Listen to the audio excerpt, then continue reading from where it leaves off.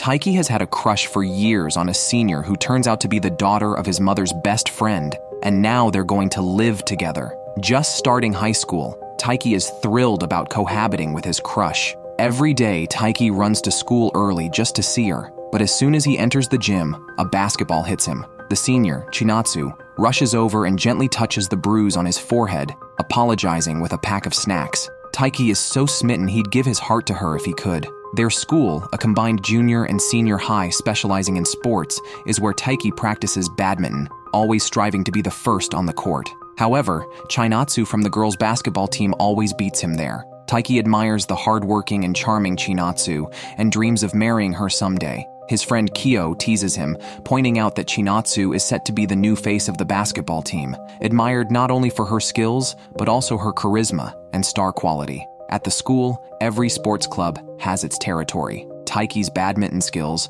are just average, and he's the newest on the team. He only gets to speak to Chinatsu during morning practice, but remains optimistic. His mom used to be on the school's basketball team, and he believes that without trying, there's no chance of winning. Kyo, feeling sorry for him, advises him to at least make an effort to get Chinatsu to remember his name or get her contact info. When Taiki's friend Hina comes over, they start joking around. Seeing Taiki troubled, Hina eagerly offers advice when he asks what can make a girl happy. Her immediate response: appear confident and reliable, and most importantly, have a fit body. Taiki regrets asking Hina, realizing her advice is a bit too unique. Suddenly he saw the senior ahead of him, softened by the sunset light. She just lightly flipped her hair and captured Taiki's heart. He mustered the courage to speak to her, but was unsure what to say. As she was engrossed in a book, Taiki wanted to ask what she was reading, but hesitated to interrupt her. Suddenly, Chinatsu sneezed. Taiki immediately took off his scarf. In a rush, he handed it to her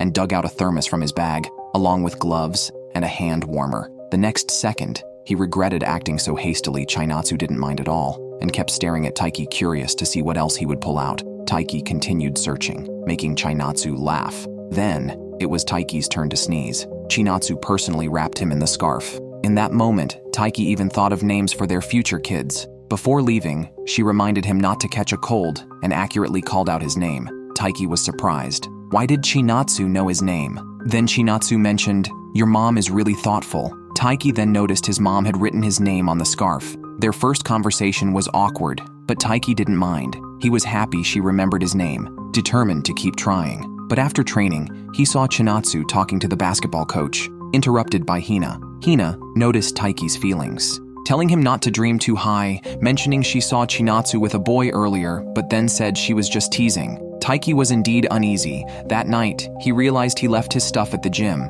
Going back, he found Chinatsu still training alone. She called out Taiki's name again. Unsatisfied with her performance during practice, she wanted to train a bit longer. Seeing Taiki watching her, she passed him the ball, inviting him to play one-on-one. Unfortunately, Taiki lacked the skills and soon collapsed from exhaustion. Still, Chinatsu complimented his agility. Taiki mentioned his mom used to play basketball and would occasionally practice with her. Chinatsu's mom was also in the basketball club. Taiki's eyes lit up. It's fate, he thought. Unfortunately, he had no interest in basketball himself. He never passed the ball when he played before. He realized he wasn't suited for team sports. Badminton was different. Standing alone on the court, all responsibility lay on him. The outcome, good or bad, was his alone. Taiki enjoyed this tension. Chinatsu commented, "So you are a masochist. No wonder he liked to practice so much." But Taiki knew he was no match for his senior. After Chinatsu retired from the middle school club, she resumed training the very next day. That was when he fell in love with her at first sight. Back then, Taiki was still in middle school. Living near the school, he came to pick up something and saw Chinatsu crying alone while practicing. Later, he learned they were just one step away from the national competition. She must have worked so hard, which explained her frustration. Taiki admired such a senior, so he wanted to work hard like her. Hearing this, Chinatsu's face turned red. Even she had forgotten about it. Then, the teacher called them to leave quickly. They packed up together, accidentally holding a basketball together. Their fingertips touched. Taiki felt her hands were warmer than before. The next morning, Taiki packed his lunch for school practice. Seeing a magazine on the table, he flipped to the page about his senior. Unexpectedly, his mom knew Chinatsu because Chinatsu's mom was her old teammate. "It's really fate," Taiki thought excitedly. Then, he heard his mom say Chinatsu's parents were being transferred abroad for work, and they would move in mid-March. Taiki realized the conversation he saw Chinatsu having with the coach might have been about quitting the team. He rushed to school, feeling indignant for her. She came earliest every day, trained the hardest and most desperately, and understood frustration better than anyone. Should she just give up? Out of breath, he arrived at the gym. Chinatsu was there, spacing out. Seeing Taiki's confused face, he blurted out, "Senior Chinatsu, please make it to the national competition." He said the senior taught him that one should strive daily if they have a goal and to keep moving forward even if they lose. So he urged not to give up because her parents were going overseas for work. Before he could finish, Chinatsu interrupted him, "I'm not going abroad. Although my parents are working overseas, I've arranged to stay with an acquaintance for a while." This made Taiki feel embarrassed again. Chinatsu quickly explained that Taiki's words the previous night had reminded her of her time in the middle school club and her initial desire to compete in the national competition, as well as what motivated her to persevere. So, the senior sincerely thanked Taiki and invited him for a rematch, suggesting badminton as well. It was the weekend, and Taiki had not yet recovered from his embarrassment to the extent that he dared not meet Senior Chinatsu. But as he went downstairs, he saw her in his family's dining room, causing him great shock. Then both of their mothers came in and informed Taiki that Chinatsu would be living with them starting today. It turned out the acquaintance she mentioned staying with was Taiki's family. Taiki's family welcomed Chinatsu warmly. Taiki was especially smitten. Every move she made tugged at his heartstrings. He thought about enduring this for 2 more years until she graduated, feeling it was as daunting as going directly to the Olympics as a novice. After her bath, Chinatsu called Taiki to bathe. He was too shy to even look at her, but she approached him, offering to read manga together. Taiki quickly lent her the manga. Chinatsu was very open and admitted that although their mothers were close, she had only met them a few times, so suddenly living in their house was nerve-wracking. However, having Taiki, someone familiar, made her feel much more at ease. After saying goodnight to her little junior, she left Taiki feeling guilty. He was overthinking things while she was so straightforward. He couldn't help but imagine her in the bathtub, which was unbearable. Taiki turned his frustration into motivation during training, only to be cautioned by Kyo to make sure no one found out that he and Senior Chinatsu were living together. After all, the senior is the crush of thousands at their school. If they found out, Taiki's life might be in danger. Of course, Taiki is also very lucky to live with the person he likes. Maybe they could really end up together. But Taiki didn't plan to take advantage of the situation because he knew the senior stayed in Japan solely to play basketball. Facing a senior who dedicated so much to basketball, how could he say something like asking her to be with him? Therefore, Taiki set a goal for himself to make it to the national competition this year. If he couldn't achieve that, it would prove he wasn't worthy of her. Although the goal was high, Taiki was optimistic. Kyo had already gone to rest, but he was still looking for someone to continue training with. At night, he would do basic physical exercises at home and constantly push himself. During breaks, he watched training videos others had recorded for him to analyze. Unexpectedly, Chinatsu caught him and insisted on watching them. Chinatsu thought Taiki was already very impressive for being able to chase the ball quickly on the court, but Taiki said he wasn't fast enough. If he couldn't improve his first step, he wouldn't be able to control the landing spot of the ball better. A player shouldn't just chase the ball, they should handle it more effortlessly. What level was this for the national competition? As soon as he said it, Taiki regretted it. He had wanted to achieve some results before telling the senior. However, she didn't despise him for his foolish aspirations. Instead, she ran back to her room and brought him a bracelet she had made herself when she decided to stay in Japan, using it to represent her resolve. Taiki didn't hesitate and took it, then tied it around his ankle. Seeing him tie it so tightly, Chinatsu took the bracelet and helped him tie it herself, cheering him on and showing him the same bracelet she wore around her ankle. Just like that, they had matching couple bracelets as soon as they started living together. Taiki hadn't snapped out of his happiness yet, thinking only of working harder and harder until he wore out the bracelet. But with her doing this, wouldn't it make him like her even more? So, to rid himself of these distractions, Taiki decided that for every stray thought, he would add 30 sit-ups. He didn't rest even during the spring break and was packed and ready to go early in the morning. Chinatsu stood at the door to see Taiki off, making him feel like a newlywed. This caused him to start doing sit-ups frantically as soon as he got to the gym. Hina noticed something was off and asked him if there was something going on with a senior from the basketball team. Taiki couldn't dare tell Hina, who was known to gossip, that he and Chinatsu were living together. He then bumped into the senior, who told him he had left his wallet at home. Taiki loudly and deliberately thanked the senior for finding the wallet, making her think he didn't want others to know they were living together. She replied and left immediately. Taiki, sensing her mood was off, quickly consulted Kyo, the only one who knew. Kyo, a great assist, helped Taiki analyze Chinatsu's feelings, causing him to panic. When the teacher assigned them to move chairs together, Taiki volunteered to help her, but the senior pretended not to know him. Instead, Hina openly started a conversation with her, asking if she had a boyfriend. Chinatsu didn't, and when asked if she wanted one, she said no, as she was too busy with club activities. Taiki wasn't surprised by her response. After moving the chairs, the coach, who had heard the badminton coach praising Taiki, mentioned his improved striking power and physical fitness,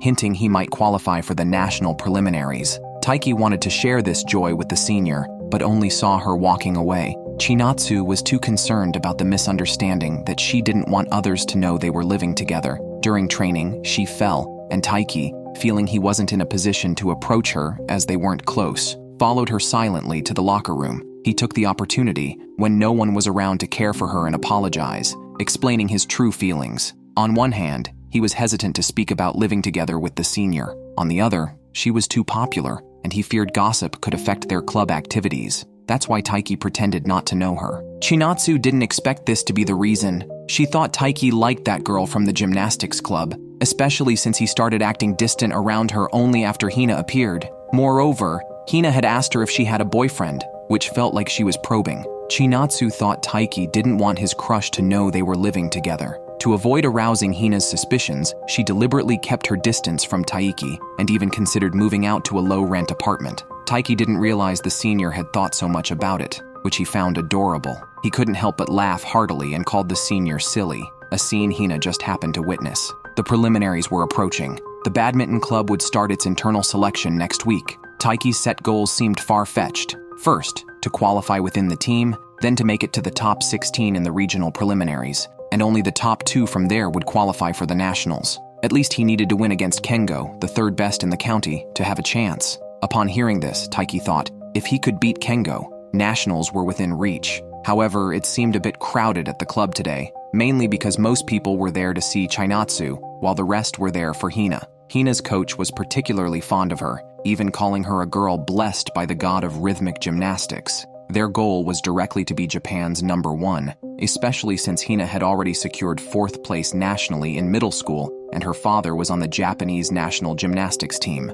Listening to their conversation, Taiki accidentally stared at Hina and was jokingly asked to pay 2,000 yen as an admission fee. Unfortunately, Taiki treated Hina like a brother, only feeling smitten when he turned to see Chinatsu. After school, Hina caught up with him again. Because Hina was going to a store near Taiki's house today, Taiki suddenly felt uneasy. If Hina saw Chinatsu entering his house, it would be problematic. Chinatsu was still at school practicing, so he wanted to quickly take Hina to the store. However, Hina easily got distracted by various things, like stopping in her tracks at the sight of taiyaki. Taiki tearfully paid for it, but then Hina refused to eat it because it exceeded her calorie limit. She needed to maintain her weight strictly. Even a few hundred grams could affect her performance. To avoid more trouble, Hina chose to endure. Taiki thought Chinatsu was amazing for resisting the taiyaki. It was already a challenge, yet Hina didn't consider it an effort, as she always held herself to strict standards, treating it as the norm.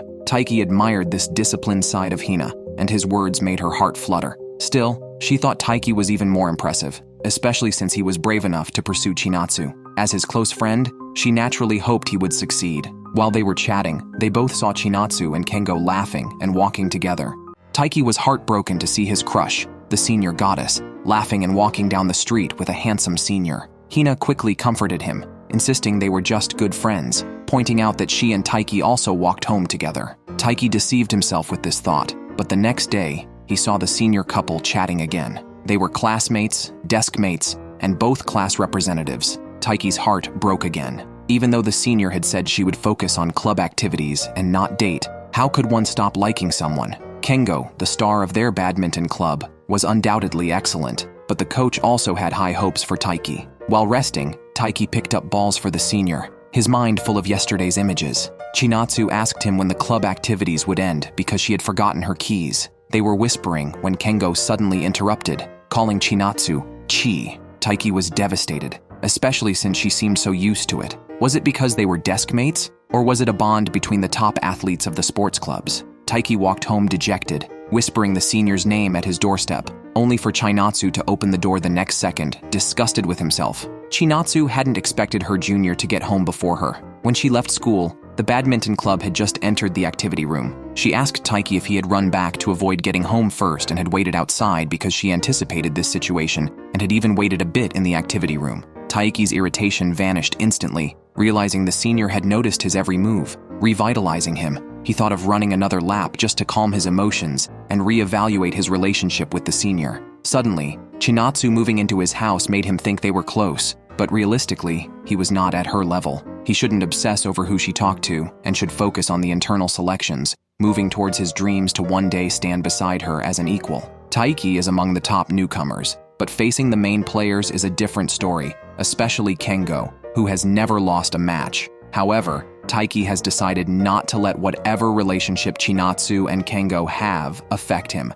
The very next moment, he sees Chinatsu cheering for Kengo at the badminton team's internal selection and feels a sour twist in his heart. He tells himself he doesn't care, but overhears another senior asking Kengo about his recent closeness with Chinatsu. Kengo says there's nothing between them but admires her dedication. At this point, Taiki is almost shattered, especially when his next opponent is Kengo, and he loses 5-1. Kyo and Hina are distressed watching this. By halftime, the score is 11-4, yet Taiki doesn't seem discouraged, focusing only on the points he missed. Kyo is surprised, wondering if Taiki isn't bothered by his earlier concerns. Taiki admits Chinatsu inspires him to work harder, but doesn't want to use her as an excuse for losing. He plays badminton because he loves the sport, not for Chinatsu. As the second half begins, Taiki, retying his shoelaces, sees his anklet and feels more determined. He remains calm, steadily returning every shot, but the gap from the first half is too large, and he loses the match.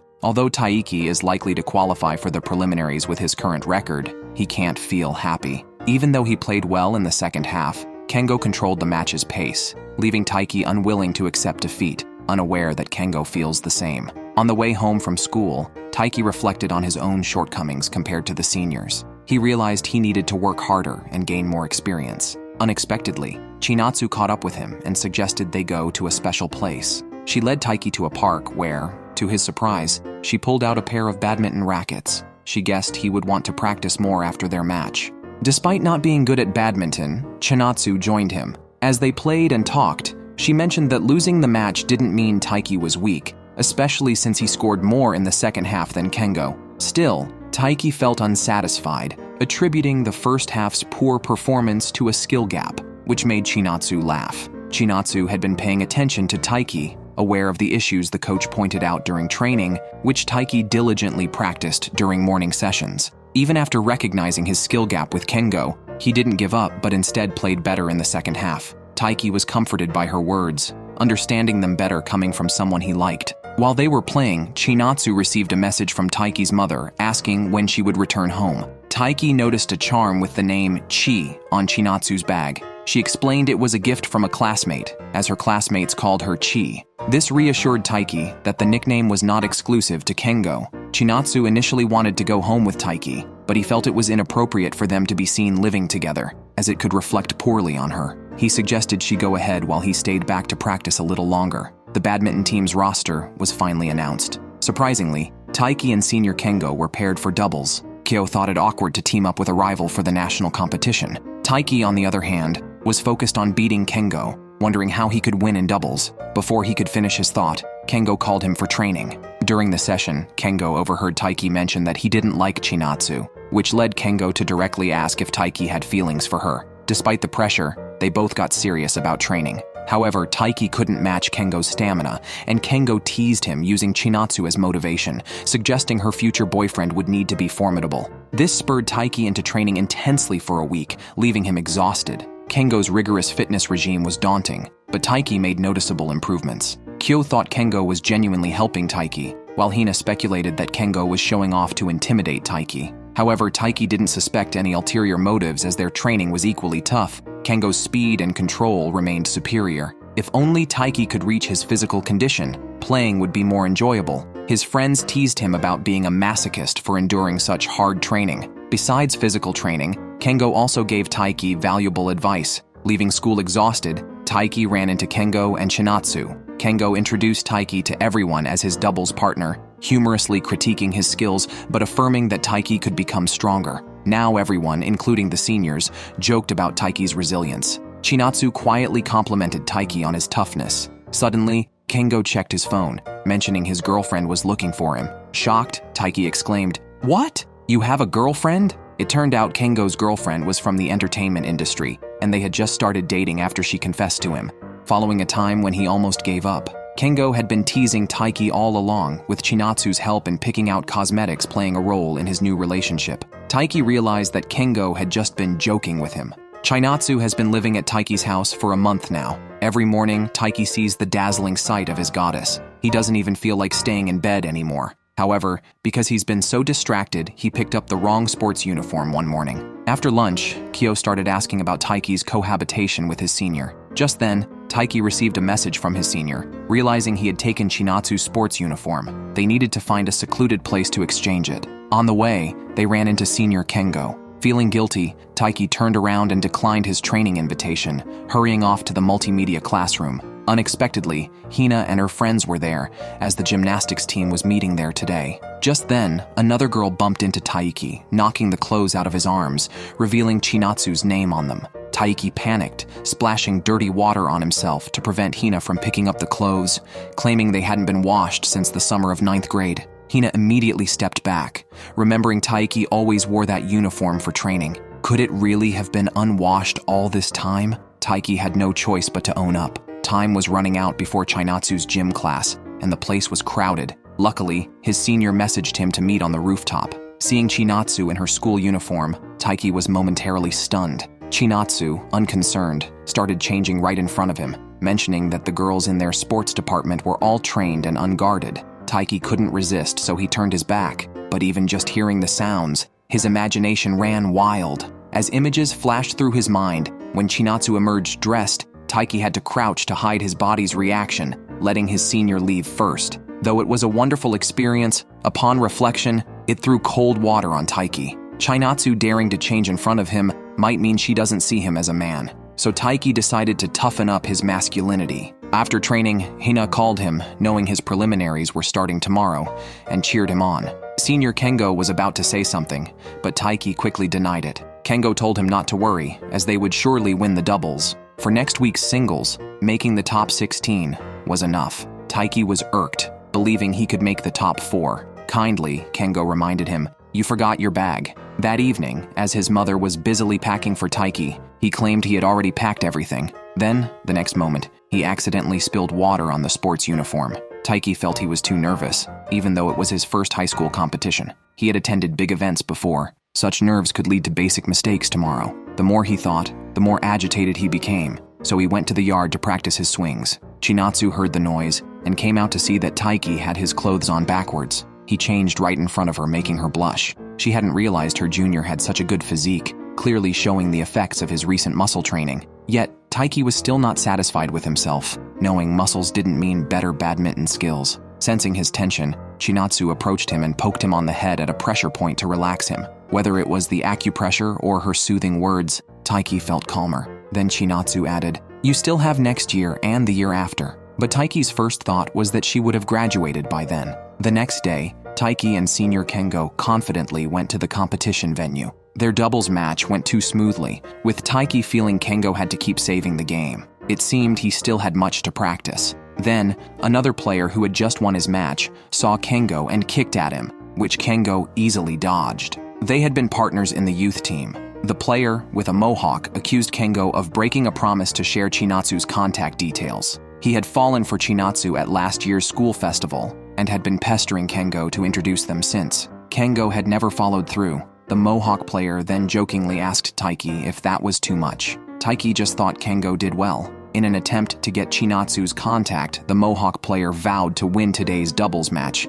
but his teammate was soon taken away by an ambulance due to stomach pain. Kengo and Taiki won without a fight, but the mohawk player declared he would settle it in next week's singles with Kengo. Unfortunately for him, Kengo didn't need to play the preliminaries, so he pushed Taiki to face his former partner. If he beat Taiki, he would reveal Chinatsu's contact details. Taiki was shocked. The mohawk player sized him up, confident of winning. Taiki was tempted to punch his senior, thinking, "You really are bad." Thus, Taiki was determined to defeat the mohawk player to protect Chinatsu's contact information. Back home, Taiki overheard a conversation between Chinatsu and his mother. Remembering the awkward moment when they parted last night, he felt unsure how to face her. To his surprise, Chinatsu felt the same. Both his mother and Chinatsu wondered why Taiki was pushing so hard when there were still 2 years left. Last night, when Chinatsu mentioned this, the mood turned cold. Reflecting on it, Chinatsu realized her words might imply that losing this year was okay,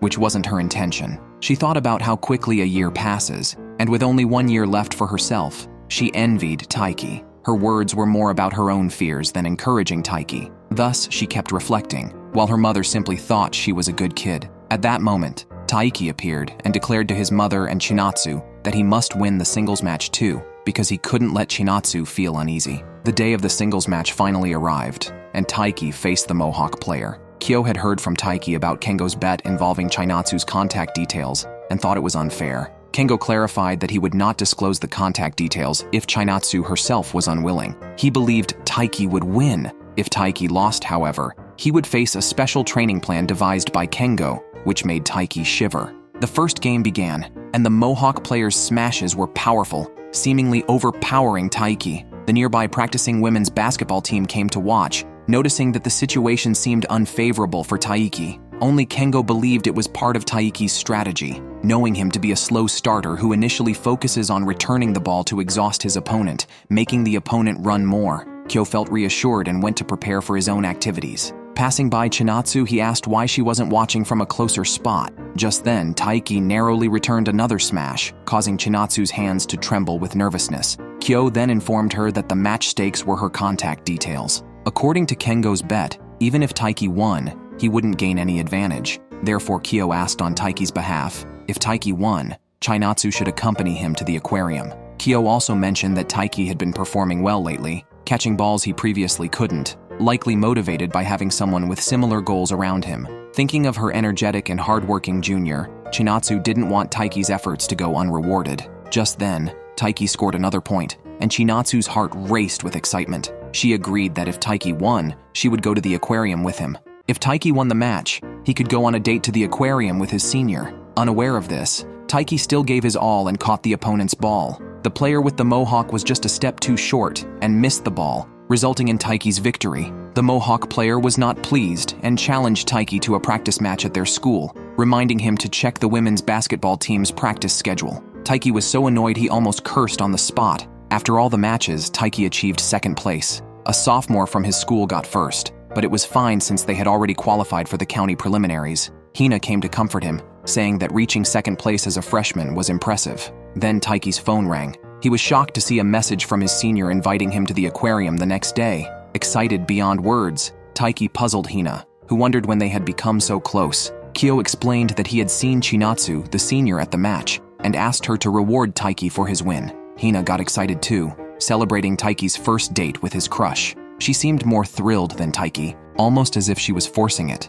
She quickly left when someone called her, with her team noticing her unhappy demeanor since she showed no joy for Taiki. That night, Taiki was too excited to go home, and even did push-ups at the door to calm down, which his mother noticed. Once inside, Chinatsu had already returned to her room, and Taiki stayed up late, unable to sleep, looking at a marine life atlas and imagining Chinatsu in a dress. Just thinking about her in a dress made him feel overwhelmed. Hearing noise from her room, he realized she was also awake. Unable to contain his excitement, Taiki overslept the next morning, waking up at 9:30 in a rush and barely considering what to wear. He hurriedly put on a shirt and rushed to the station, dropping his wallet and scrambling to pick up the coins. After seeing him, the senior came over and patted him on the back. She was actually wearing a dress. Taiki almost thanked her aloud, completely captivated. Then, they both went to the aquarium. Chinatsu seemed very excited, a side of her Taiki had never seen before. Watching her play with the fish instantly charmed him. Yet, he was internally conflicted about what the senior might think of their outing together.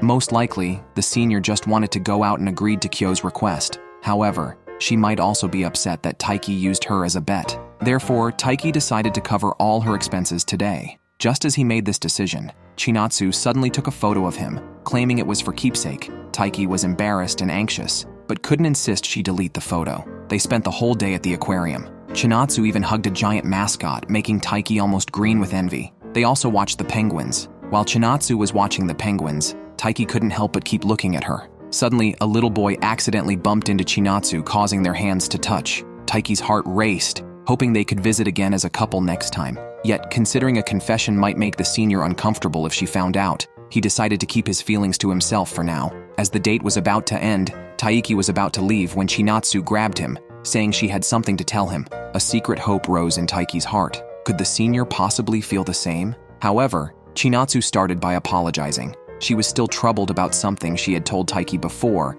saying he still had 2 years left. She felt she couldn't continue living with Taiki's family without properly apologizing. On one hand, Taiki thought Chinatsu was being too serious. On the other, he felt ashamed of his own thoughts today. It turned out she had asked him out only to comfort and apologize. He didn't mind such a trifle, having not dwelled on it at all, even shocked that the senior had been troubled by it all week. However, since the senior was staying at someone else's house, she was inevitably cautious. So, Taiki sent her a penguin emoji to use whenever she felt uncomfortable at home or wanted to talk to him. This way, Taiki would listen to her concerns. Unexpectedly, right after he explained this, Chinatsu sent one just to tell Taiki that he was a great roommate. Back at school, Taiki was re-energized and immensely grateful to his friends, beyond what words could express. Then Kyo brought up an important question. What if the senior also liked him? Just the thought excited Taiki tremendously. He happened to make eye contact with the senior, and Chinatsu, smiling, pointed at her mouth to indicate he had food on his face.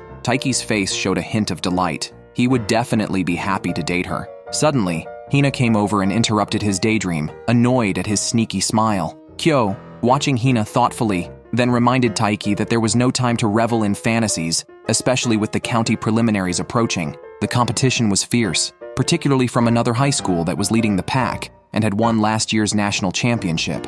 Upon hearing this, Hina cheered Taiki on, confident in her own upcoming gymnastics competition. While they were talking, the artistic gymnastics advisor approached with reporters to interview Hina, who now sported a proud expression. Although Hina was a star in the competitions, to Taiki and Kyo, she was just an ordinary girl. Would that intimidating high school be viewed the same way? Athletes often need orthopedic services. Hina unexpectedly ran into Chinatsu at the orthopedic clinic. Noticing the charms on Chinatsu's bag, Hina felt conflicted but thought she should support her friend. She asked Chinatsu if she knew about the time Taiki sprained his ankle in 8th grade, then started telling the story herself. During a school camping trip, Hina slipped while hiking and Taiki saved her, but he twisted his own ankle, making him unable to practice sports for a week. Hina felt guilty, but Taiki said he should blame his poor reaction and even found a new challenge to work on. With a sigh, Hina remarked that he really was a foolishly passionate badminton player, but helping others was indeed a virtue.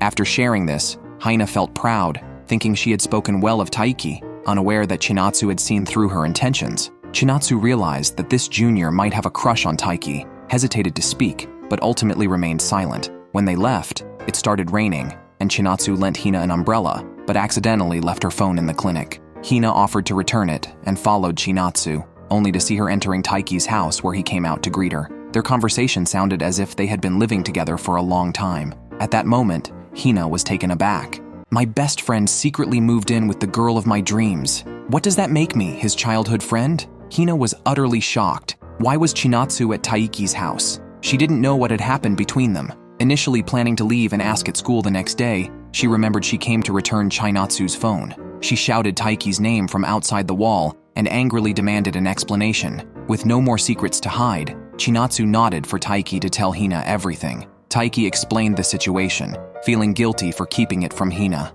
Hina was indeed angry, realizing how her friends viewed her. She dumped a pile of manga on Taiki's lap as punishment for him to kneel and accept. However, Hina wouldn't talk about this outside, especially since it involved Chinatsu, and even mocked Taiki for not making any progress after living together for 2 months. Despite saying this, Hina felt an indescribable emotion walking home, realizing why their relationship seemed to improve. They had been living together without her knowing. This realization unsettled her, yet she performed perfectly in practice the next day, impressing her coach who believed she could win the national championship. Hina was proud until she saw Chinatsu, which distracted her. She knew her performance wasn't flawless. One move was nearly botched, causing a delay. Alone upstairs, she meticulously reviewed the details, not wanting to disappoint her hopeful coach and teammates. The thought of making a mistake in a big competition filled her with fear. When she saw Taiki alone downstairs and was about to greet him, she suddenly stopped, walked up quietly beside him, and spoke in his ear to startle him.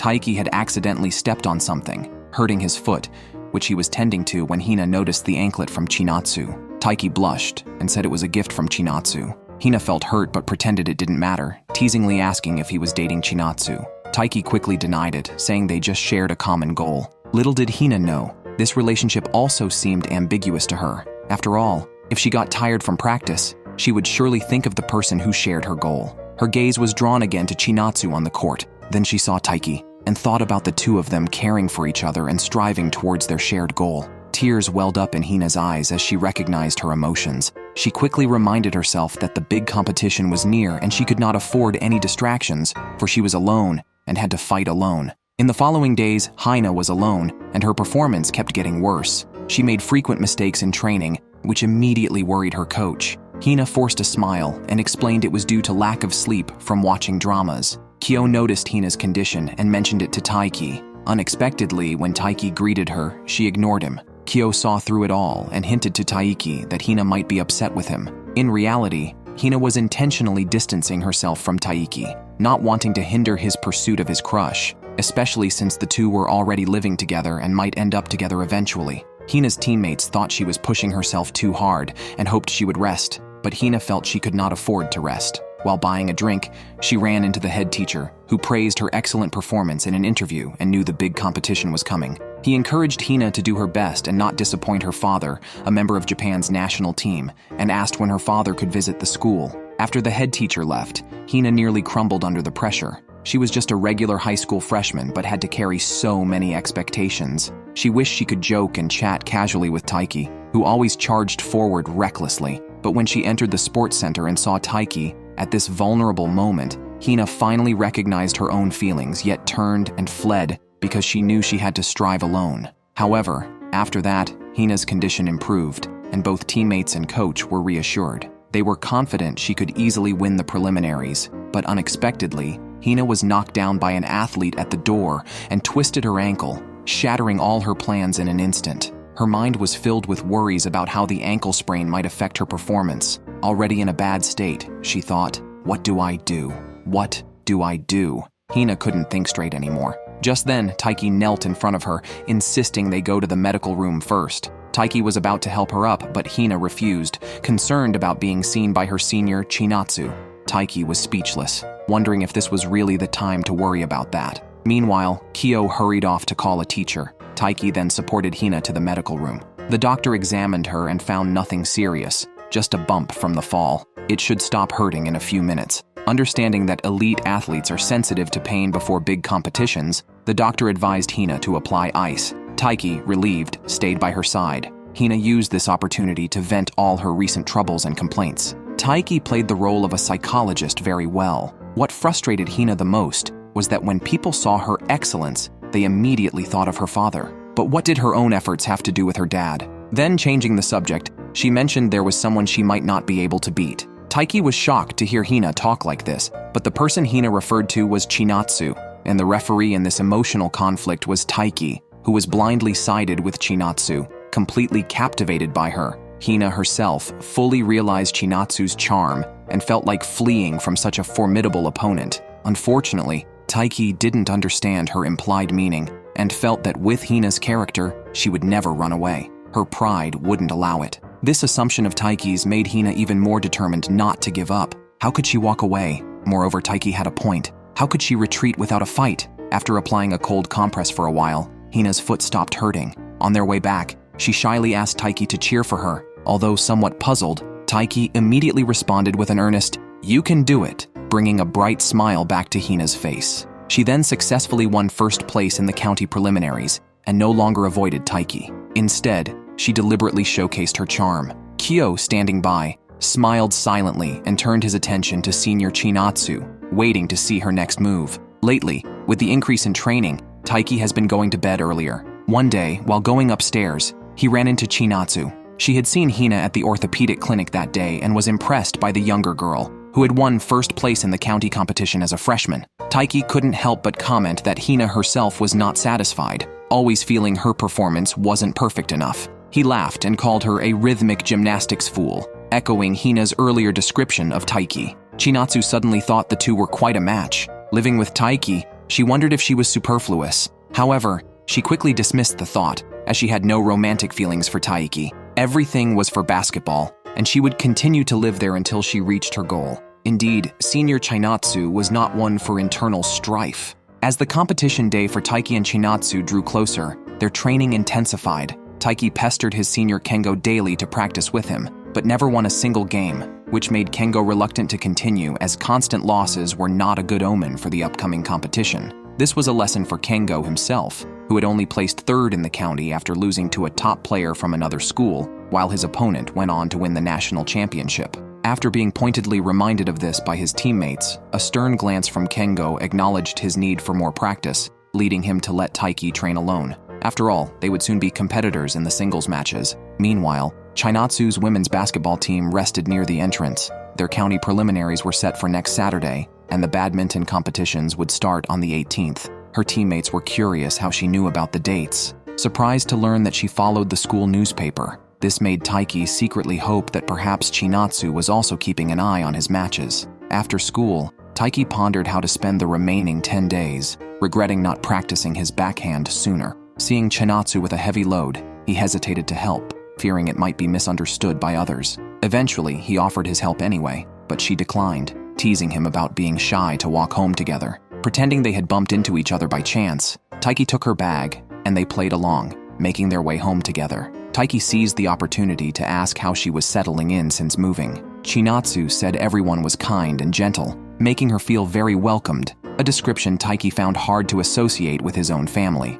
She added that living there allowed her to pursue goals she had given up on, making it a great move for her. Inspired, Taiki impulsively challenged her to rock, paper, scissors, and upon winning, asked her to accompany him to a nearby shrine. There, they prayed for victory in their respective competitions, with Taiki sincerely hoping for Chinatsu's success, especially since she had moved to compete at the national level. While there, he also prayed for his own success, deeply respecting her determination and unwilling to let it go unnoticed. The women's basketball competition is this weekend. Chinatsu's team won their first game, and their old rivals won their preliminary as well. If things go as expected, these two schools will face off in the county semifinals again this year. This time, Chinatsu is determined to win. After the game, she unexpectedly encountered her opponents analyzing the match. They were watching Chinatsu's recent game, and their key player sharply criticized Chinatsu, noting no improvement from previous scrimmages, which was somewhat disappointing for her. Just as Chinatsu's teammate was about to confront them, Chinatsu stopped her. It's common for opponents to comment during a game analysis, and she felt there was no need to argue. Meanwhile, Taiki lost to senior Kengo again. While feeling discontent, he saw the women's team return. Despite winning, they didn't seem very happy. He overheard Chinatsu's teammates discussing how their rivals had belittled them. Knowing how committed Chinatsu was to this year's competition, having moved away from her family to live alone, it upset them to hear such disparagement. Taiki understood and felt surprised that even Chinatsu could be subject to criticism. Turning around, he found Chinatsu nearby. She knew her teammates cared, and Taiki wanted to comfort her, telling her to ignore the criticism as long as her teammates recognized her effort and ability. However, Chinatsu took it to heart. She not only remembered their words, but also wanted to prove herself by winning against them. Nothing speaks louder than proving one's strength on the field. Taiki was deeply impressed by her determination, feeling a thrill at her assertiveness. Both Chinatsu and Hina were pursuing victory in their own ways, which gave Taiki a sense of urgency. He couldn't afford to lose to them. With such determination, Taiki finally beat senior Kengo for the first time. Having practiced against him for so long, he knew Kengo's trickiest skill was hitting the shuttlecock to unexpected places. Therefore, Taiki always had to quickly adjust his stance and focus intently on Kengo's racket to anticipate where the shuttlecock would go. This time, he caught Kengo's shot again. Kengo, unable to return the shot, admitted he had been careless, especially since not long ago, Taiki couldn't keep up with that shot. However, he was happy for Taiki's improvement just before the big competition. Kengo then played more seriously, but Taiki kept up with his pace. Even his teammates felt he might really shine in the next day's big competition. Suddenly, their coach called a halt to save their energy before the competition day, suggesting they save their energy for the finals instead. Kengo reluctantly stopped and agreed to meet Taiki in the finals. Taiki realized he might actually stand a chance against Kengo and possibly advance to the national competition. Suddenly, Kyo asked him if he planned to confess if he got into the nationals. Taiki's mind raced ahead to imagining a wedding with Chinatsu. It seemed he really wanted to confess. However, Taiki had no such intentions, fearing the awkwardness if Chinatsu rejected him as she was living at his house. Despite struggling to suppress his feelings, Taiki didn't want to upset Chinatsu in any way. They then ran into the badminton team seniors who mentioned the coach was treating them to snacks, allowing each to choose items worth up to 500 yen. Taiki and Kyo went to pick theirs out. Spotting a magazine about the sea, Taiki imagined Chinatsu in a swimsuit and decided he must ask her out soon. Of course, the national competition is more important right now. Unexpectedly, after shopping, they ran into the gymnastics team and the women's basketball team, with Hina and Chinatsu among them. Kyo, anticipating trouble, turned to leave but was caught by Taiki. Hina noticed them and came over, unceremoniously taking a piece of fried chicken from Taiki. Chinatsu just stood there, silently watching them. Finally, Hina said she would bring homemade bento to cheer them on the last day of the competition, and then left. The others scattered quickly. With no more money, the teacher obviously couldn't treat these students, so Chinatsu asked Taiki if she could have a piece of chicken. Taiki couldn't refuse, and seeing how happily Chinatsu ate made his heart melt. However, Chinatsu mentioned she felt envious seeing Hina eat and cheered Taiki on before catching up with her friends, leaving Taiki alone. Puzzled, was Chinatsu envious of the chicken, or was it something else?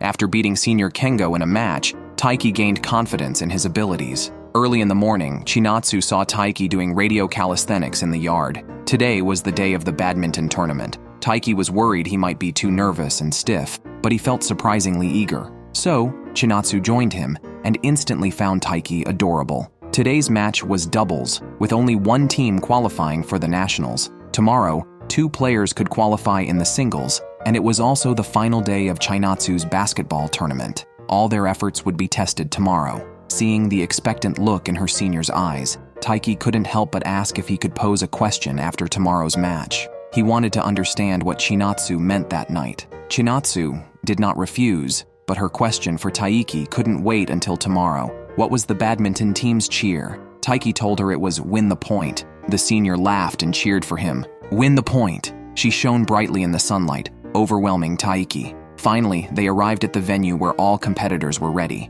Taiki and Kengo's match was up soon, but next, they would face Kengo's rival. Kengo took Taiki to watch the current match of Hyodo from Sajikawa High School and his partner, who had been outperforming Kengo for years. The opponents sneered at Kengo upon seeing him, but Kengo retorted without backing down. However, talk was pointless now. They would soon settle the score. Senior Kengo was skilled at playing tricky shots, but Hyodo could do both trick shots and straight shots, making him a formidable 6-sided fighter on the court. The audience could clearly see the difference in level between the teams. The outcome was almost predetermined. It was just a question of how many points they could score against Hyodo. Kengo knew his opponent well, but was surprised by Taiki's reaction. Taiki showed no fear, only excitement and readiness to compete. While watching Hyodo play, Taiki reflected on his own skills, imagining where he would hit the shuttlecock. He was eager to try playing as well, but his senior quickly reminded him that talking about it was easy. They would soon have their chance to play as their match was next. The two then split up to warm up.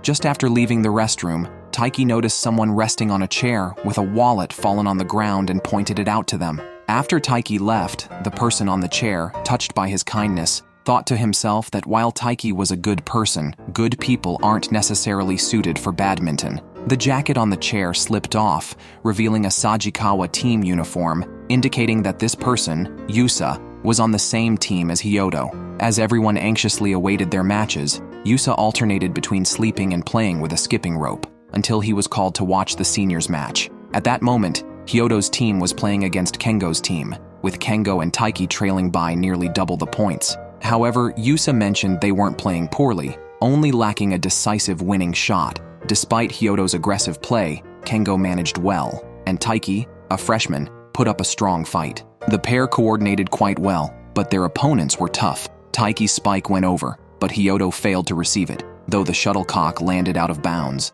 The first game ended in defeat for Kengo and Taiki, and the spectators felt sorry for them. Kengo reminded Taiki not to dwell on the past, and to focus on winning the next game. Unfortunately, no miracle occurred, and they lost the match. When Chinatsu got home, she found Taiki asleep on the table, with an open notebook in front of him scribbled with the words, "I must practice my spikes." Chinatsu, initially unsure how to comfort Taiki, quickly realized that the young underclassman wouldn't be discouraged by this setback. Still, she wrote in his notebook, "I must also practice my shooting." She didn't mention Taiki's loss, but told him she would strive alongside him. When Taiki woke up and saw her note, his spirits lifted slightly. The next day featured singles matches. According to the draw, Taiki would face Hyodo before Kengo. Despite losing to him in doubles the day before, Taiki was not intimidated and resolved to give his all to win, starting with the first game. This unexpected determination surprised Kengo, but it was just Taiki's way. Taiki held a firm belief that even against the country's top players, he would persist and fight to the end. He knew Chinatsu, competing elsewhere, felt the same. However, to his surprise, he was defeated by another opponent before he could face Hyodo. The opponent was Yusa, whom he had briefly met before. The skill gap was clear. After the match, Taiki was still processing what had happened as he mechanically went to shake hands and bow to his opponent. Hina arrived late only to learn that Taiki had already lost, ending his journey at the national competition. It became clear that effort does not always lead to success, as there will always be someone more diligent or talented. Sports are cruel that way, and Hina, a gymnast, understood this well. Unsure of how to comfort Taiki, it was he who broke the silence first. Hina then offered him some snacks she had bought. Both felt uneasy, yet they maintained a facade of cheerfulness. Taiki was well aware that his skill level made it difficult to compete in the nationals. He had set such a lofty goal to push himself forward relentlessly. Surprisingly, he had won a game against Senior Kengo during training, which gave him the illusion that he could qualify for the nationals. Reality struck hard, but Taiki did not give up. On the other side, the match between Hyodo and Kengo was fiercely contested. After resting, Taiki went to cheer for Senior Kengo. Unfortunately, Kengo didn't win, and Hyodo remained the county champion. Reality can be harsh, seeming like an insurmountable mountain lies before everyone. However, Kengo still secured second place, a position he had achieved several times before. Taiki didn't return with the seniors. He left early, reminding himself not to get disheartened and to take action immediately. He resolved to do better next year. Being only a freshman, he still had 2 more opportunities. Even without senior Chinatsu, he couldn't stop moving forward. Upon arriving home, he heard laughter and joy from the living room. It appeared Chinatsu had a successful day and had qualified for the national competition. The recently disheartened Taiki instantly felt happy for his senior, admiring her ability to achieve what she set out to do. Yet, he reflected on his own shortcomings, realizing he hadn't managed to accomplish his goals. As soon as Taiki got home, he learned that his senior had made it to the national competition. His sense of loss from being eliminated was instantly replaced by happiness for his senior. However, this made him even more determined, causing him to run back out immediately. Yet, he didn't spend even a day mourning his competition loss. Next up were the final exams. These were much harder than playing badminton. Taiki was still holding a math book on his way to the club, as there was simply no time to study at home. Unexpectedly, he ran into Hina, who was also half dead, holding an English book. Seeing someone else in the same boat, Taiki instantly felt relieved. They bickered as they walked to the gym, where they saw the women's basketball team training. After all, they had made it to the national competition. Chinatsu, the senior, shone brilliantly among them, prompting Taiki to put down his book and immediately start club activities. However, his friends Hina and Kyo could see his disappointment. The sense of loss from being eliminated was not easy to overcome, especially seeing Chinatsu advance to the nationals, likely making it even harder for him. Kyo told Hina that Taiki hadn't been interacting much with Chinatsu lately due to different schedules for exams and club activities. Nevertheless, Hina wasn't happy about this. She was just worried about Taiki's condition. Luckily, a senior member of the badminton team, Kengo, also made it to the nationals, preventing Sajikawa from monopolizing the spots. As the preliminaries came to an end, the coach asked the team members to write their goals on the wall to motivate themselves. Kyo wrote, "Resolute and decisive." Senior Nishida wrote, "Make it to the nationals," and Senior Kengo aimed for national champion. Surprisingly, Taiki only wrote, "Improve smash accuracy," without mentioning reaching the nationals. Chinatsu noticed this and found it somewhat odd. Days passed, and the finals approached. Taiki and his friends studied even as they walked, not neglecting club activities. One evening, while studying, Taiki suddenly sneezed and thought about resting. Just then, he realized it was late, and his senior was still not back, making him hesitant to go downstairs and face her. The final exams finally ended, and the badminton team suggested celebrating at a family restaurant. Taiki, feeling his cold worsening, declined. Once home, he collapsed into bed and couldn't get up, alone in the house. In such moments, Bad memories often resurfaced. Taiki's mind was filled with scenes of his recent loss in the match. He had been busy preparing for exams, suppressing his emotions, which all burst out after the exams, leaving him physically and mentally exhausted. However, he suddenly remembered Chinatsu's smiling face. Recalling their recent times together made him feel even more unsettled and unworthy. Just then, he heard Chinatsu's voice denying his thoughts. She turned on the light and touched Taiki's forehead, confirming he had a fever. Seeing her, Taiki's eyes lit up, but then he realized the risk of contagion and quickly backed away. Chinatsu told him to stop being overly sensitive and to rest properly. She then went to the kitchen and made him a bowl of steaming udon noodles. The thought of eating udon, made by Chinatsu, excited Taiki, but his blocked nose prevented him from tasting anything.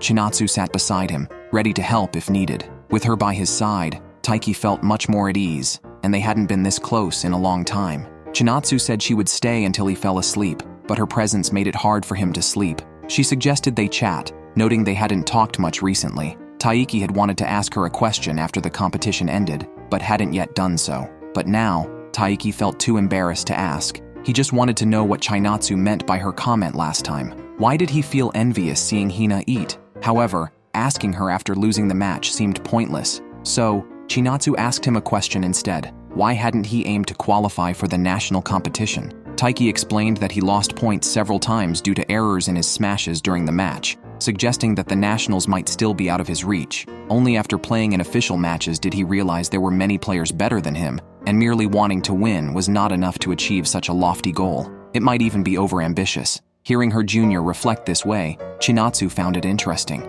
To harbor grand ambitions yet realistically assess one's current abilities was admirable. She thought highly of him. Chinatsu herself had also wondered if she was being overambitious or might not meet her goals. Such thoughts would transform into pressure, overwhelming her at times, even making her consider giving up for the sake of ease. Yet, she could never let go, always keeping the national competition in mind, which motivated her to be the first to train every morning. She didn't let the magnitude of her goals intimidate her. Instead, she turned her self-doubt into a driving force for effort. That was enough for her. The more Taiki listened, the more he admired such a cool senior, and he liked her even more for it. So he decided to add another line on paper tomorrow. Although he didn't specify, Chinatsu instantly understood his meaning. She lightly joked to ease the mood and prepared to tuck Taiki into bed. Taiki didn't want to trouble her, but as soon as he tried to get out of bed, his legs gave way. Chinatsu quickly stepped forward to support him, and they both ended up falling onto the bed in an all-too-familiar position.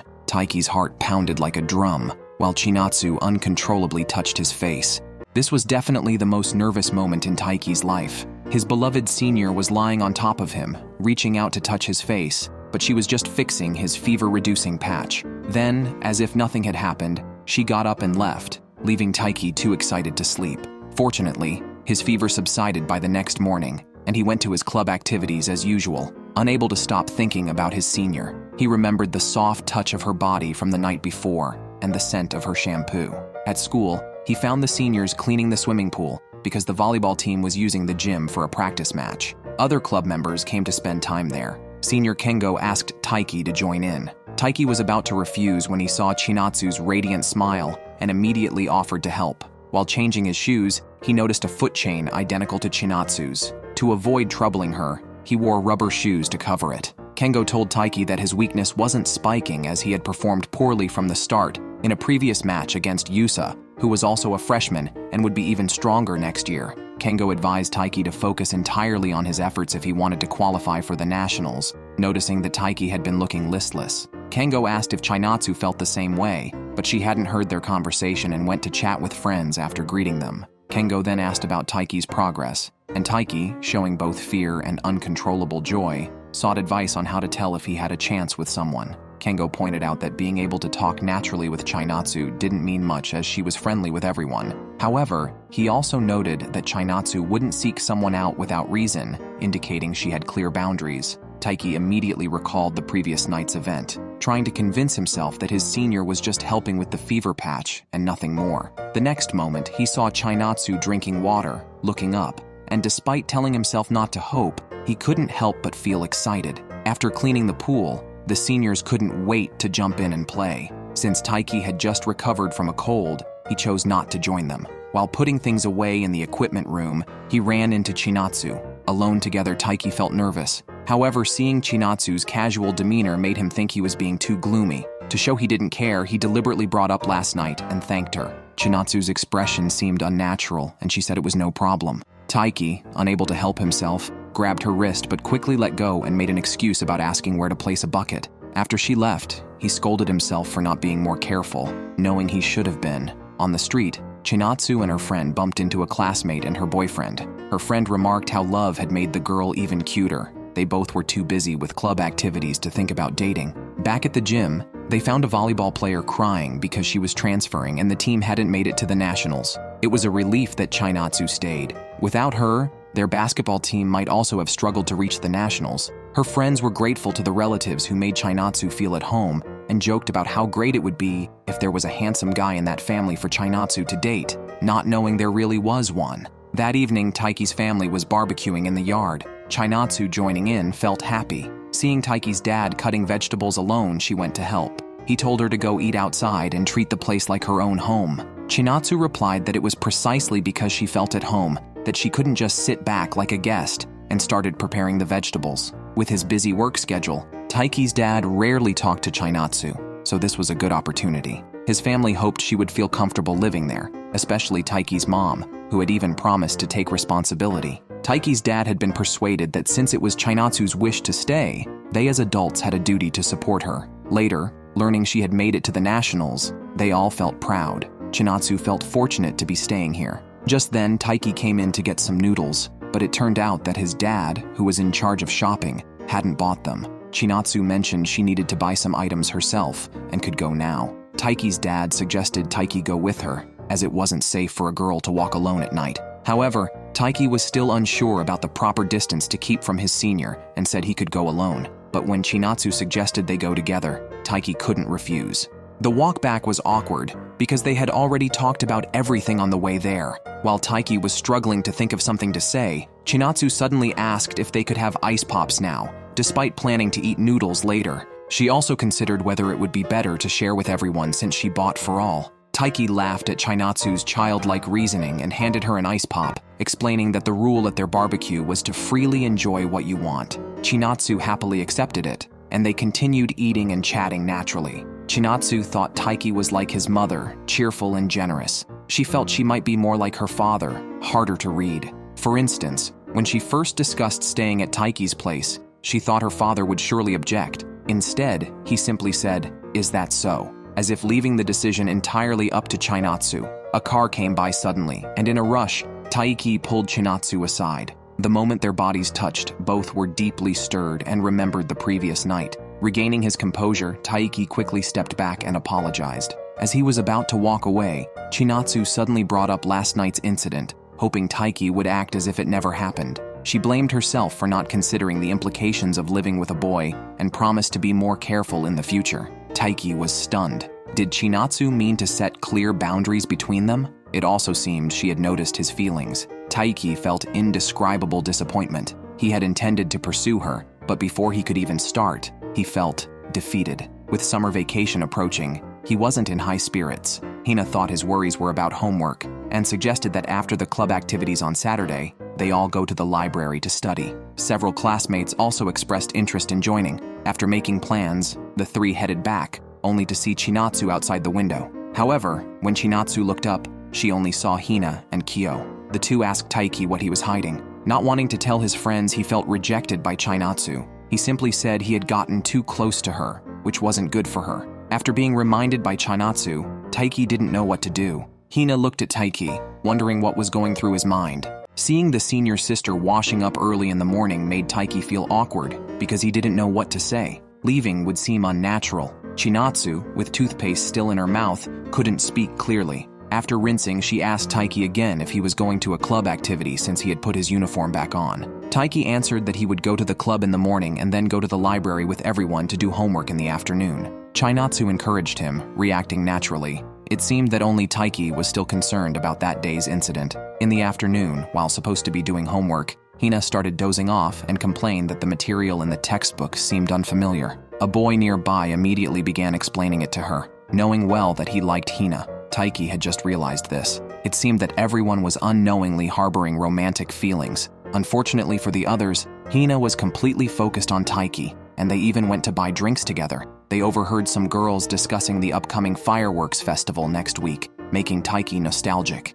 They had gone together when they were in the first year of junior high. It was then that Taiki and Hina started talking. A classmate had asked if anyone wanted to go to the fireworks festival, and thinking of the candy apples made Hina drool and eagerly raise her hand, accidentally hitting Taiki in the face, which sparked their friendship. However, on the day of the fireworks festival, Hina was late due to training. By the time she arrived, the fireworks had already started, and she couldn't find her classmates. The candy apples were sold out, leaving Hina in tears. She consoled herself that she had to endure until she achieved results in rhythmic gymnastics. The next moment, Taiki appeared with a candy apple, explaining that he was running errands and saw the last one, which he bought for Hina after seeing her drool that day. Their relationship quickly grew closer, and Hina started to show her feisty side to Taiki. Both reminisced about the past. As Taiki was about to leave, Hina gathered her courage and invited him to go to the fireworks festival again this year. Taiki agreed without hesitation. Just then, a girl came to deliver Taiki's phone,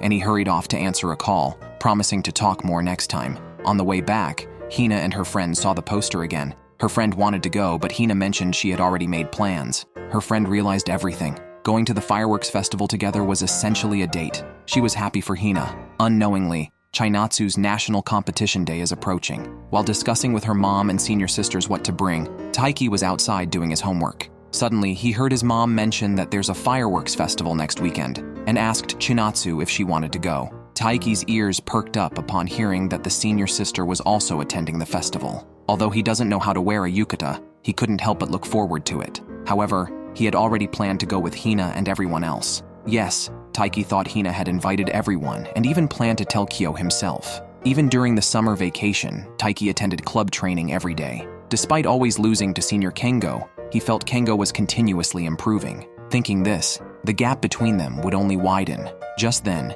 Kengo invited him to attend a university training session next week. Taiki, of course, took this great opportunity, even though it coincided with the fireworks festival. After making the arrangement, Taiki joyfully went to wash his hands and was seen by Hina, who bumped into him asking why he was laughing alone. Taiki told her about the training with senior Kengo, and that he was also looking forward to the fireworks festival. He casually asked Hina who else was coming. Hina froze, lacking the courage to say it was meant to be a date for two, and simply excused that she forgot to invite others. Taiki didn't think much of it and invited Kyo. Kyo also asked who else was going, and upon learning that Hina had first invited Taiki and hadn't invited others, he immediately realized it was intended to be a date between Hina and Taiki. Why not just say so, he thought, doubting Taiki would ever figure that out on his own. Meanwhile, Hina had no choice but to invite friends again, but having been turned down by them before, they went to invite others instead. Hina couldn't bring herself to tell Taiki it was supposed to be a date for two.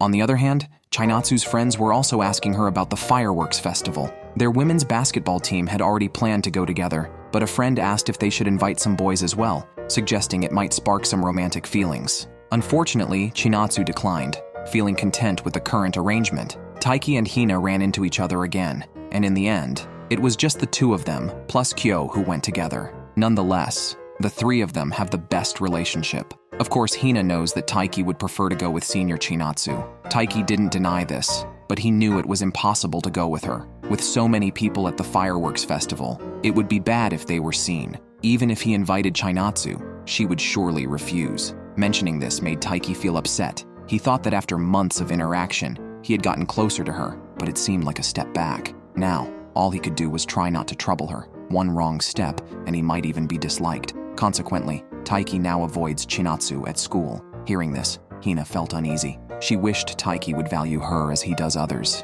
even if he was afraid. This wasn't like him at all. Moving forward bravely is his attractive trait. Hina's face turned red as she spoke, and then she ran away, but her words comforted Taiki. On the weekend, Taiki went to the university with senior Kengo. Unexpectedly, Hyodo was also there because he would be attending this university next year and was participating in the training. The intensity of the university training was much higher than in high school, and even Kengo was struggling. Taiki looked towards senior Hyodo, who thought Taiki wanted his drink, but reminded him that he tends to exert too much force when nervous. Hyodo also pointed out that Taiki's right elbow posture was incorrect, then demonstrated the correct posture for Taiki, who tried it again and noticed a significant improvement. Hyodo turned out to be quite approachable, pointing out the issues he observed in Taiki, and mentioning that if Taiki continued this way, the 2 national competition spots next year would surely go to Kengo and Yusa. Taiki humbly accepted the advice, knowing he isn't at their level yet, but has set his goals and is more motivated now. Suddenly,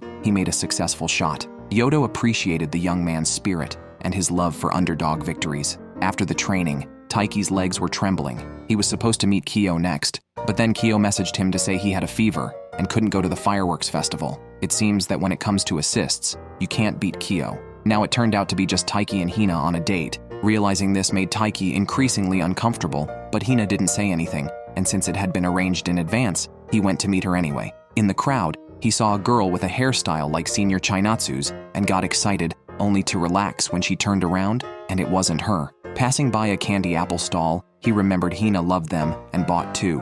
Just after he bought them, Hina's voice came from behind him. Turning around, Taiki was stunned to see Hina, dressed in a yukata and looking stunning.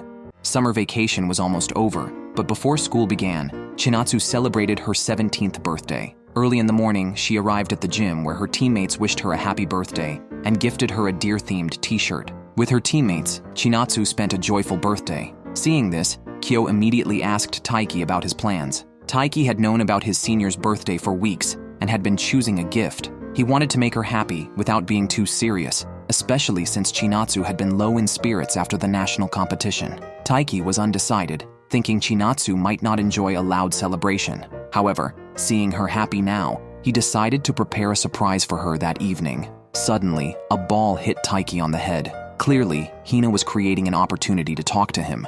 Feeling awkward, Taiki pulled Hina aside for a private chat. Hina teasingly asked if he had feelings for her, but Taiki wanted to discuss a confession. Although Hina told him not to rush his response, Taiki's heart was set on Chinatsu. Is that okay? Hina knew he liked Chinatsu and didn't want him to feel conflicted, so she reassured him. Even Kyo, who accidentally overheard their conversation, felt it was inappropriate. Meanwhile, Chinatsu had started her training. With the senior team captain having left, the coach was strict with Chinatsu, the new lead. After practice, the coach proposed that Chinatsu become the assistant captain. The team agreed, and Chinatsu was willing to take on the responsibility, but her friends noticed the pressure on her. Despite it being her birthday, Chinatsu was the last to leave the gym. On her way home, she received a call from her mother, who wished her a happy birthday and checked on her recent activities. Chinatsu shared that she had become the basketball team's assistant captain and wanted to work harder to avoid critical mistakes. She was still blaming herself for missing the last shot in a game and doubted her abilities. Her mother didn't directly address her doubts, but advised her to consider these issues only when truly necessary.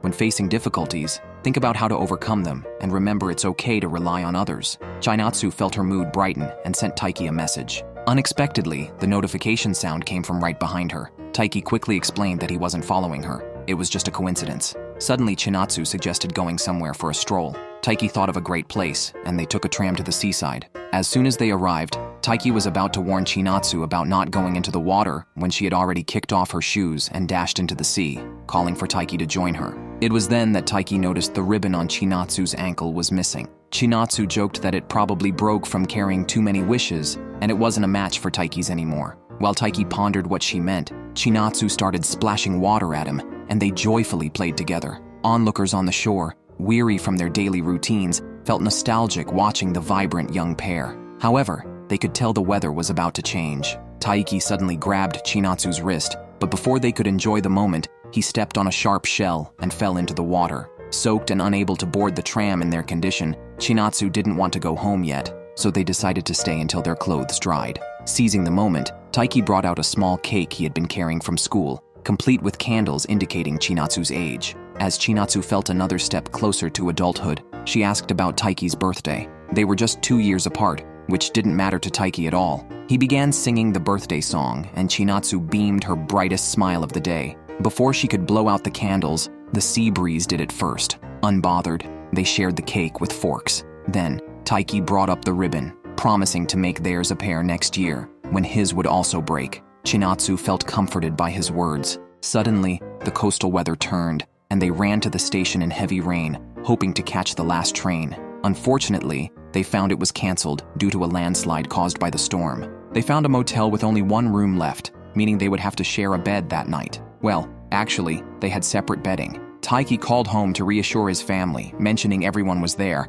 though it was just him and Chinatsu. After Taiki finished his call, Chinatsu came out of the bath wearing a yukata. Thinking about facing her like this tonight, Taiki worried he might lose control. Unexpectedly, Chinatsu wasn't interested in sleeping. She found a bunch of board games and playing cards in the room. Since it was a rare outing, she suggested they stay up all night playing games. Just then, a friend made a video call to wish her a happy birthday again. As the call connected, Taiki instinctively hid under the table. The friend felt Chinatsu had been lacking energy lately and wanted to encourage her, promising to share any responsibilities. They hoped their basketball team would improve. After the call, the friend noticed Chinatsu seemed more relaxed compared to her somber demeanor during practice. Noticing the yukata, the friend asked about it. Chinatsu explained she was at a motel with her family, playing along to cover the actual situation. Her friend was happy for her, especially since Chinatsu had regretted not wearing a yukata during the fireworks festival. Eavesdropping, Taiki also felt fortunate to see Chinatsu in a yukata. When it seemed they were about to end the call, Taiki stood up, accidentally hitting his head on the table and knocking over a water cup. He exclaimed and caught the cup, but the friend heard a man's voice and wondered about it, thinking it might be the uncle of the host family. Since they mentioned the fireworks festival, Taiki took this chance to apologize to Chinatsu. He had previously promised to go to the festival with everyone, but only he and Hina ended up attending, which sounded suspicious to Chinatsu. She reassured him that no apology was needed. Furthermore, Chinatsu wanted Taiki's forgiveness for something she had said earlier about setting boundaries, which she now regretted as disrespectful. Taiki quickly assured her that no apology was necessary, and they were even. They then happily played cards. The next morning, Chinatsu woke up in bed and found Taiki still in the chair, apparently having spent the whole night there without getting into bed. His head had drooped to one side as he slept. Chinatsu tilted her head and couldn't help but laugh. Today was the first day of her 17th year.